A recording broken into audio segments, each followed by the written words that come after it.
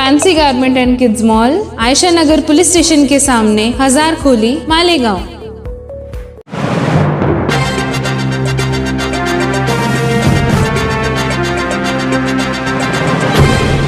देखते रहिए the prime news Abdul Rahman के साथ। स्वीपर कॉलोनी आयशा नगर के बिल्डिंग का एक ऊपरी हिस्सा टूटकर गिर पड़ा। यह हादसा आज शाम 5 बजे से 6 बजे के दरमियान हुआ। गनीमत रही कि उसकी जद में आकर कोई जख्मी नहीं हुआ। मिली तफसीलात के मुताबिक आयशा नगर स्वीपर कॉलोनी जो 3 अलग अलग बिल्डिंगों पर मुश्तमिल है, मगरिबी हिस्से में वाक़ बिल्डिंग का ऊपरी हिस्सा मुख्तलिफ जगहों से टूट कर गिर पड़ा। जिस वक्त यह हादसा पेश आया, खुशकिस्मती से उस वक्त इस जगह सड़क से कोई गुजर नहीं रहा था, न ही उस जगह के आस पास बच्चे खेल रहे थे और ना ही निचले हिस्से में रहने वाले मक्किन वहां मौजूद थे। बिल्डिंग का हिस्सा गिरने की खबर मिलते ही फौरन कारपोरेशन का अमला उस जगह पहुंच गया, जिसमें फायर ब्रिगेड अमला और अतिक्रमण दस्ता भी शामिल था। आयशा नगर पुलिस के जवान भी हादसे की जगह पर पहुंच गए और लोगों को उस पुरखतर हिस्से की जानिब जाने से रोका जाने लगा। मालेगांव महानगर पालिका के कमिश्नर रविंद्र यादव भी वहाँ पहुँच गए। फौरन ही उस खस्ता हाल बिल्डिंग के 3 मंजिलों में रहने वाले 18 मकान मालिकान को घर से बाहर निकाला गया और उन्हें करीब ही नूरी हॉल में आर्जी तौर पर पनाह लेने की अपील की गई। इस दौरान उस पूरी बिल्डिंग की बिजली काट दी गई ताकि कोई नागहानी हादसा पेश आने पर लोगों को हादसे से बचाया जा सके। दरअसल ये पूरी बिल्डिंग ही धोखादायक है, जिसे कंस्ट्रक्शन